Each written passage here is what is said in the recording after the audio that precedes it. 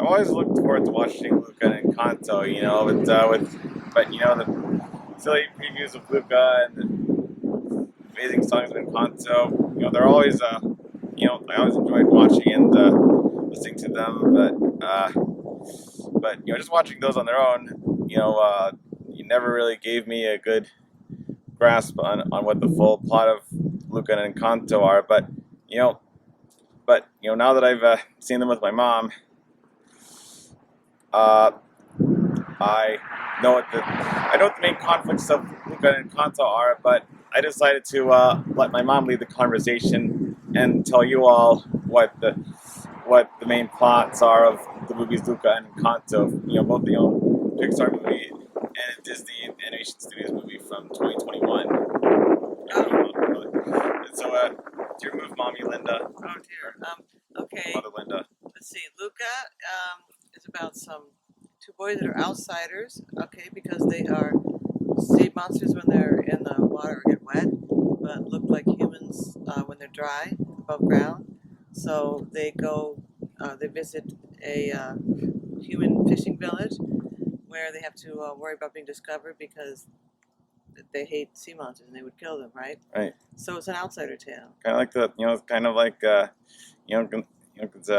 Little Mermaid, Ariel, except that Luca's family on Alberto don't have to lose their voices when they become human. Because the Little Mermaid also had a story about like with Ariel was a mermaid who wanted to be a human, and there was this and she had to look out for this chef who cooks fish. Okay, so and Encanto, our main character is the only one in her family without magical powers, and they got these magical powers that help them survive, and they're being hunted and pursued. And but then she ends up being the one to end up saving her family, reuniting them when they lost their magic. So she had her own skills, even if they weren't like magical ones. Yeah, I actually think it's kind of a nice coincidence that Jacob Tremblay plays Luca and Luca, and he's also going to play Flounder in the live-action remake of The Little Mermaid. In the original Little Mermaid, in the original animated Little Mermaid, Flounder was played by Jason Marin, who you might not know this, but he's the same boy who also played one of those two Peabody kids in the first Back to the Future film. But I mean, it's going to look like a flounder, just like Lion King, where they look like animals, right? Right. And and in Encanto, I like that. I like the fact that Bruno had the same voice actor as Sid from Ice Age. Showing that it's because it did a good job of showing. His voice did a good job of showing us that even though he might as tall and shaggy and scary as he may look, he's actually a nice and sensitive guy. So what do you want? Misunderstood. What did you want to talk about in the video? Oh yes. Well, Mom, what do you think about Jacob Tremblay and Stephanie Beatriz and their acting talents and these animated Disney films they got to lead in 2021? I thought they were good. They acted well and gave personality and energy to their characters. So did I. Jacob Tremblay is the middle child, among three Tremblay child stars. His older sister Emma Tremblay and his younger sister Erica Tremblay. But Jacob Tremblay has he's actually more well known than them and has about as many acting credits as both of his sisters combined. It's probably because since he's the only boy among the three Tremblay kids, he gets twice as much. He gets twice as many acting credits because of that. Are the Tremblays Canadian? There are two Tremblay girls to go around. Are the Tremblays Canadian? Yes, they are. Not so. They've worked in some movies and television shows based in Canada, and they've also worked in some movies that are still well known in the United States, and they've also worked in some movies and television shows that are filmed in the United States, and they've also worked in some movies and television shows from Canada that aren't so well known in the United States. Whereas most of the other Luca voice actors are based in the United States, not in Canada, like the Tremblay family. Emma, Jacob, and Erica Tremblay have all played the main kid characters in a lot of movies from the 2010s. And why do you think there are a lot of 2010s movies that use each of them? They were the right age at the right time? Yes, they were. Yeah. Yeah, they've acted in a lot of stuff since 2013 and 2014. And unlike Jodie Foster or the Breslin siblings or the Fang siblings, Jacob Tremblay is actually, Jacob Tremblay has shown himself to still be open to animated television credits because he plays Pete the Cat in Pete the Cat, and he's also had guest roles in the animated television shows of Family Guy, American Dad, and Harley Quinn. Okay. So I'd really love it if Erica and Emma Tremblay could also have some animated television credits like that. Yeah, that'd be nice. I could definitely give them. I'd love to give Erica and Emma Tremblay parts in my upcoming series about a summer camp for surviving a zombie apocalypse, the Ingrates of Summer. You've got to get it made while they're still young. And they can still. If they're good enough as voice actors, they can still sound.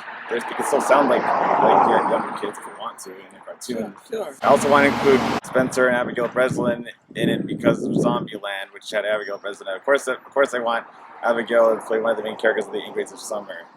Okay. Right for Allie. I was very happy for Stephanie Beatriz to play Mirabel Madrigal because not playing Luisa when she was considered for that role meant that she didn't have to be typecast as another Rosa Diaz, even though she definitely could have done both voices if Jessica Darrow didn't show up. And I knew Stephanie Beatriz was capable of carrying her own story as the lead ever since she was lucky to star in the most popular young storytellers video, The Crayon, Right. by Hannah Marchetti. Oh, that was really good. But do you have questions for me? Why you wanted me in the video? Yeah, coming off the final seasons of New Girl and Brooklyn Nine-Nine, it was very nice to see Jake Johnson and Stephanie Beatriz get a big lead role in the animated films Into the Spider-Verse and Encanto. Yeah, right. So, what did you like most about Luca and Encanto? They were positive films with a good message. They were. Good acting, good animation. Yeah. And I liked how Luca had some elements of the plots of Little Mermaid and Finding Nemo while still being its own thing in its execution. It's more, it tells a more very original much its own story thing. than having Luca and Alberto get trapped in another fish tank like Nemo. I actually have one more thing to ask you about Encanto. Do you think Encanto, in addition to Stephanie Beatriz being a voice actor in both of them, do you think Encanto shared any story elements with 12 Forever? Oh. Because the kids in the kids in Endless and 12 Forever and the family members of Encanto, the Madrigal family, they each have their own special skills and magical superpowers. Yeah, within that 12 Forever world, it's not the real world. They have these powers, in 12 Forever. And in Encanto, they have them in real life, although it is kind of they're really just kind of away from the rest of the world. Yeah, it is. Yeah. I actually thought it was kind of funny how Camilo looks. I thought Camilo looked a little bit like Todd, like the 12 Forever character Todd, and they even both had the same magical power of shape-shifting abilities. Mm-hmm. I think Camilo and Antonio both share some of that they both have some of Todd's abilities. Because Antonio can get animals and Todd shapeshifts into different animals. Mm-hmm. Coincidence. And Mirabel's sisters, Isabella and Luisa. They both share some of Reggie's superpowers or character traits. Yeah. Well, if we're going to talk about... Luisa's strong like Reggie, and Isabella is the pretty girl with the long hair, makes you feel things happen. Okay. And what I really liked about Isabella's character is Isabella Madrigal and Reggie Abbott. They're both young girls who start out self-centered, but then as time goes on, Reggie Abbott learns to be a better friend to Todd and Esther, and Isabella opens up to Mirabel when she learns that when she tells Mirabel that she didn't want to marry that guy that the abuela wanted her to marry. Yeah, and she was tired of being this like perfect person who only made pretty flowers, and there's this whole other side of her that she wasn't allowed to express. Yeah, I'm sure Reggie Abbott from 12 Forever and Maylene from Turning Red feel nearly the same way as her. Yeah, I'm also wondering if Encanto is drawing upon the traditional magical realism in Latin American literature. Really is. Nicole is one of my classmates from my intermediate algebra college course who told me that Encanto is actually based on a real village that's nearby where her family's from. Awesome! Wow, that's great. Sure is. I'd like to learn more about that. So would I. Now, and what do you think made on subject of studying Beatriz, what do you think made her young storyteller story from 2015, the Crown by Hannah Marchetti, so popular and get the most views? I think it's just because it might just because the Crown is a popular thing to search on YouTube, but I'm sure it could also be something else.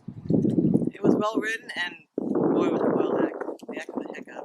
Yeah, especially Stephanie Beatriz and Kiki Michael Key. Oh yeah. Oh yeah, so good. Kiki Michael Key did a great job playing one of the scary living crayons. Stephanie Beatriz was great at sounding like a little girl, and Leslie Mann was great at sounding like an old woman teacher. Yeah, these are stories written by children. This child wrote a story better than most adults would write, where you think you know where it's going, but it's not really.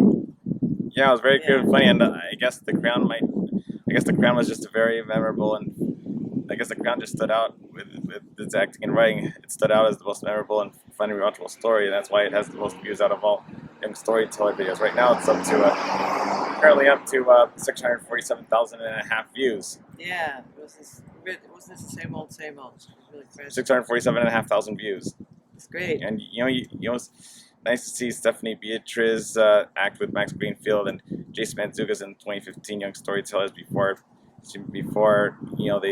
they met each other again. They owned Brooklyn Nine-Nine and the two-part crossover between Brooklyn Nine-Nine and New Girl a year later. And yeah, that's right. Dinosaurs. Before the crossover. Yeah, and before I see all the dinosaurs. Maybe even where they met. Yeah. Yeah, I'm sure it is. That might even be what spread the crossover in the first place, sharing a primary cast member from New Girl and Brooklyn Nine-Nine in it. And they also got together again in 2020 and 2022 Young Storytellers. Excellent. You should see what they do together in an escape room. Oh yeah, I want to see that. Well, that's all for this video about Luca and Encanto. Mother Linda, Mom Linda, do you have anything you'd like to say to my subscribers? Like and subscribe. I know your problem. You got a Bruno in your head. A Bruno. Yeah, I get one too sometimes. Alberto, you can't. Alberto, you're gonna die. Alberto, don't put that in your mouth.